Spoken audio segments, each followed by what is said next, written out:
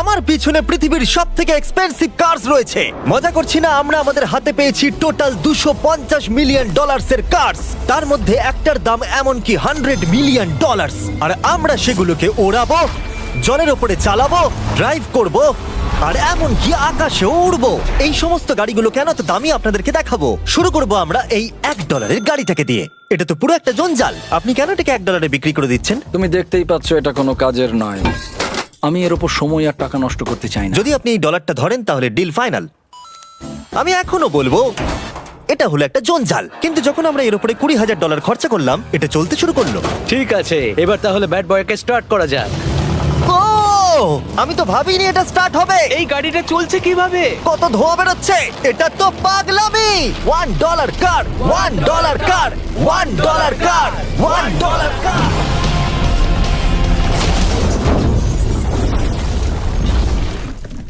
ঠিক আছে, তাহলে এটা হলো $1 কার। ভাগ্যিস আমি ওতে বসেছিলাম না। $100,000 কারটাকে নিয়ে এসো। এটা নিজে নিজেই চলতে পারে। মজা করছি না, এর ভেতরে কিন্তু কেউ নেই, তাও এটা দিব্যি চলছে। দেখা যাক 100 গ্র্যান্ডের গাড়িতে কি আছে। গাড়িটার ভেতরে তো অনেক জায়গা আছে। পৃথিবীতে অল্প কিছু গাড়ি আছে যার ভেতরে আমার বাচ্চারা ধরে যেতে পারে।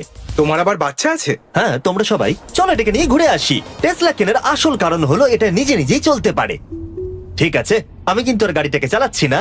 ও, এটা লেন চেঞ্জ করছে। এটা চলছে। এটা সত্যি নিজে নিজেই চলছে। Throttle-টা দেখো, আমি দেখো। কিন্তু থ্রটাল দিইনি, আর স্টিয়ারিং আমি হাত দিচ্ছি না। জিমি, তার মানে তুমি বলছো যে তুমি ঘুমোতে ঘুমোতে গাড়ি চালাতে পারবে? না, একদম করবে না। ও, okay. চলো দেখা যাক গাড়িটা কত জোরে যেতে পারে। আমি পেছন থেকে হেলে গেলাম। এটা আমাকে ভয় পাইয়ে দিয়েছে। এটা তো সবে মাত্র শুরু। পরে এমনও গাড়ি আমরা দেখাবো যা লিটারালি প্লেন হয়ে যাবে আর উড়বে। কিন্তু এখন আরে ল্যাম্বোটাকে দেখো, ও, ধাক্কা লেগে যাচ্ছিল। এখানে চাবি লাগানো আছে, তাও এটাকে কেউ চুরি করেনি। যদিও এই গাড়িটার দাম দ্বিগুণ, তবু এই গাড়িটার ভেতরে জায়গা অনেকটাই কম। জানি না কেন এই গাড়িটার দাম 200K, কারণ এর ভেতরে আমি ফিটই হচ্ছে ও না। কি জানে ল্যাম্বরগিনি কিভাবে চালাতে হয়? আচ্ছা, এটা চালু হয় কি করে? আমার মনে হয় এই শিফটারটা টিপতে হবে। ঠিক আছে, তাহলে আমরা এখন রাস্তায় নেমে পড়েছি। ও, কি সাউন্ড! ও মাই গড, কি দারুণ গাড়ি! এই অনেক পাওয়ার আছে দেখছি। ও মাই গড, গাড়িটা তো ইনসেন। আমি আস্তে করে থ্রটাল দিলেই গাড়িটা খুব জোরে দৌড়চ্ছে।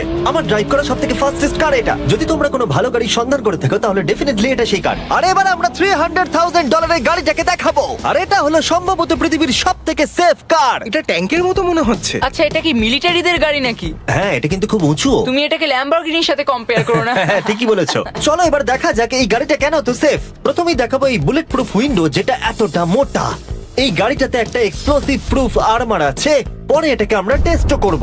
কার্ল, তুমি কি বাটনটাকে প্রেস করতে চাও? না, একদমই তুমি নয়। কি স্মোক স্ক্রিন বাটনটা টিপতে চাও? প্লিজ। ওহো, ওহো, এটা তো দারুণ। এখানে তো পুরো ধোঁয়ায় ভরে গেছে। ও মাই গড, কি বাজে গন্ধ! কিন্তু এই সব ফিচার্স গুলো এই গাড়িটাকে একদমই সেফ বানায় না। এই পুরো গাড়িটার চারপাশে এক্সপ্লোসিভ প্রুফ ফ্রেম রয়েছে। আর আমরা প্রথম যারা এই গাড়িটাকে টেস্ট করছে, উদাহরণস্বরূপ ওই $300,000 গাড়িটাকে ওড়ানোর আগে আমরা একটা নর্মাল গাড়িকে ওড়াবো। দেখা যাক প্যাসেঞ্জাররা বেঁচে থাকে কিনা। 3, 2, 1।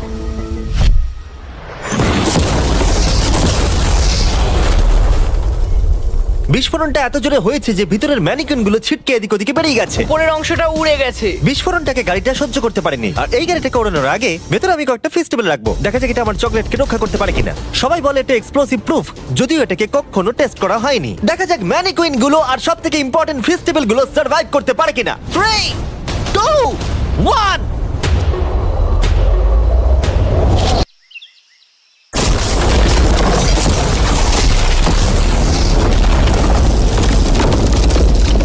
এটা শুধু জাম্প করলো। গাড়িটা ব্লাস্টটাকে সার্ভাইভ করলো, শুধুমাত্র কিছু স্ক্র্যাচেস পড়েছে। উইন্ডোতে একটা ডেন্টও পড়েছে। আরে দাঁড়াও, ফেস্টিভ্যালস গুলো কোথায়? চ্যান্ডেলার বেরিয়ে যাও। তোমরা মেরে দিলে। ফেস্টিভ্যাল গুলো সার্ভাইভ করেছে। যদি তোমরা এমন গাড়ি চাও যেটা বিস্ফোরণ সহ্য করতে পারবে, তাহলে আমি এই গাড়িটাকে রেকমেন্ড করব।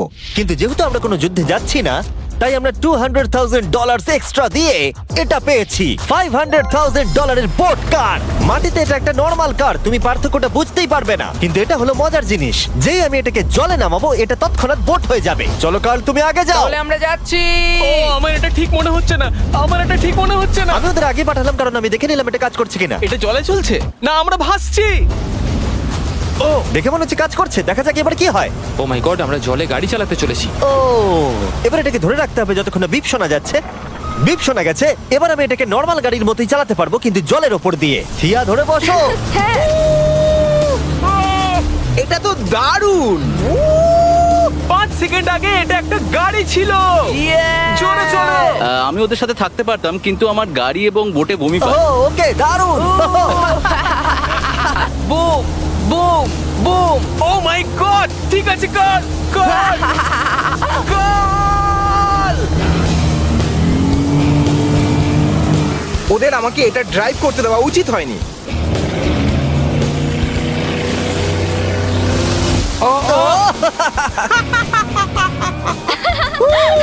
আমরা পেরেছি ভাই।